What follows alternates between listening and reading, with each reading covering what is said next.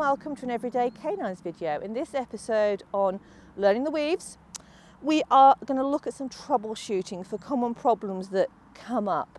Now I've switched to Swift because we're doing this over the course of one session filming this, and Magpie's done a lot of weaves, so we're switching out, we're going with Swift. She's obviously an experienced dog for weaves, so she's probably not going to make a mistake, but I'm going to show you what I would do if she was.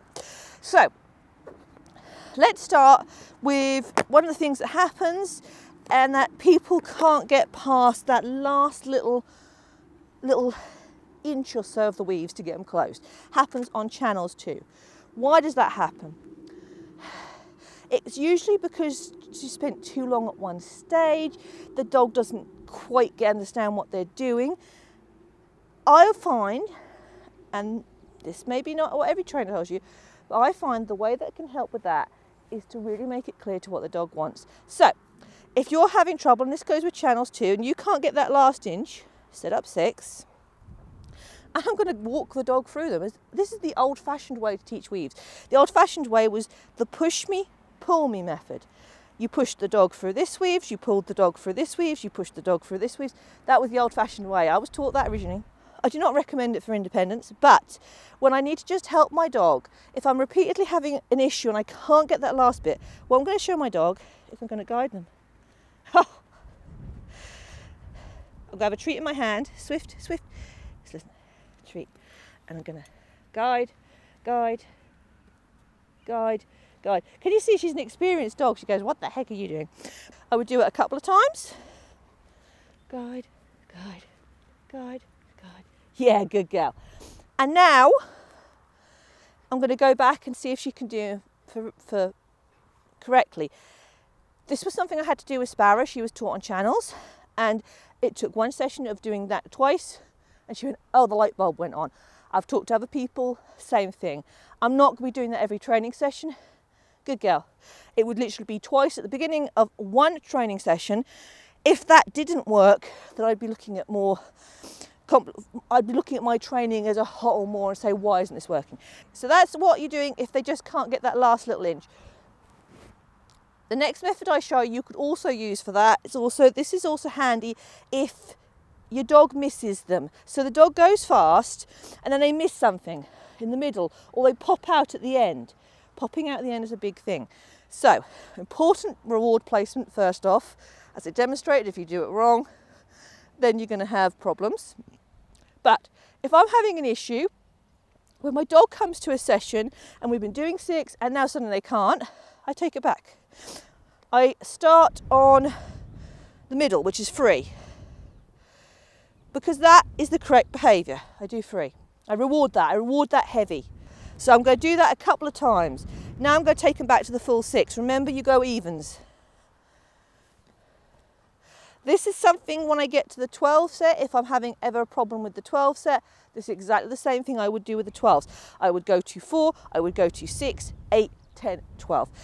It's just a way of reinforcing, and especially if the bit that they're missing is the end, reinforce that end. Have a session where you just reinforce the end.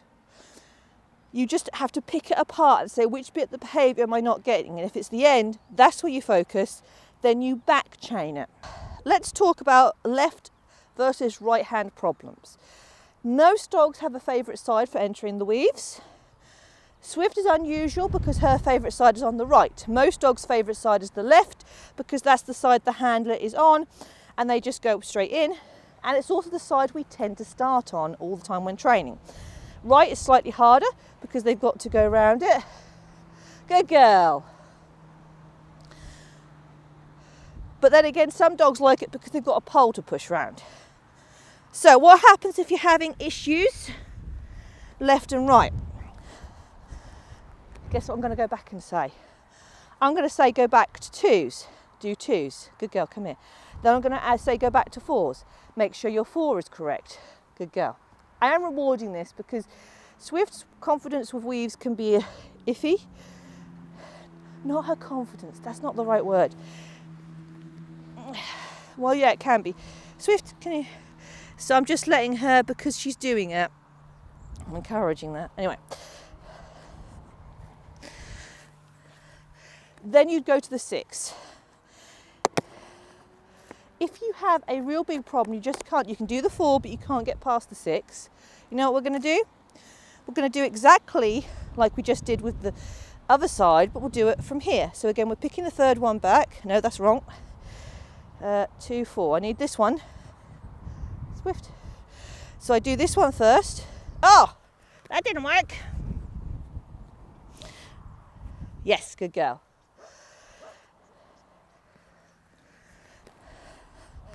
And then we'll go back to the 4. We'll be here. And what you can do, come here, Swift, good girl. So if your dog's got a collar on, you can hold him here. Good girl. And get there and work it back. Usually what it is to do with the context of the handler's position. And you may find that what's been happening is on the left, you're helping more than you realise.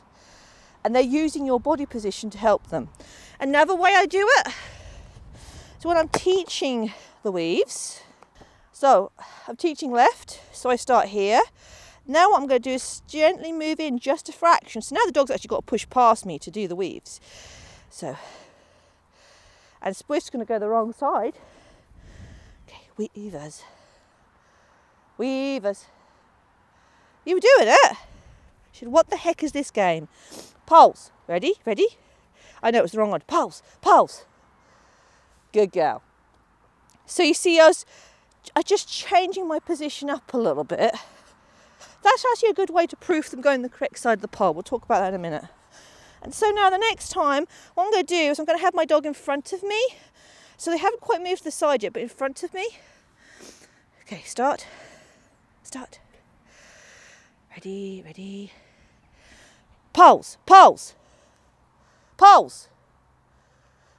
You got that wrong because you middled up the middle one. Ready? Ready. Pulse, pulse. Good girl. So what's happening is I'm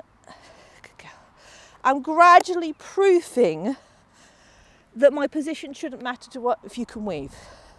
So then finally I'm moving to this side, and now I'm on the dogs on my right as they're going in. Pulse, pulse. Good girl, and they should do that. So in the previous video we talked about sorting out collection on the bend back. If that is an issue, it's usually because the dog is going so fast they're not collecting. So what we want when our dogs are going into the weave poles, they do have to brake a little. And if they don't, then they're going to miss the turn back. So again, what we can do is reward there to encourage that behaviour. And if we need to do that from the right, we can still do that. Okay, ready? We just got to do it in a different, just throw over the dog's head. We're not going to do that too much because what will happen is the dog will then start to pull out and anticipate. Just a couple of times when we're working on collection. One last thing I want to talk about while we're at this stage, I want you to start looking at your angles into the weaves. So we've done pretty much straights. Now we're going to start working round. We're going to start, you can either have a wing and work from a wing, or you can just work straight. So what I'm going to do is I'm going to stand here and ask for a weave.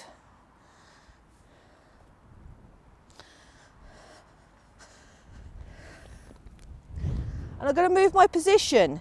So I'm going to keep moving my position, so now I can be here. So I'm moving my position so my dog's got to find the weaves at a different angle, and the further I get this way to finding them. So here, when I'm level with the third pole, or even this pole, the further I get from away from that straight angle, the harder it is for the dog, because now they've got to actually pick the correct entry.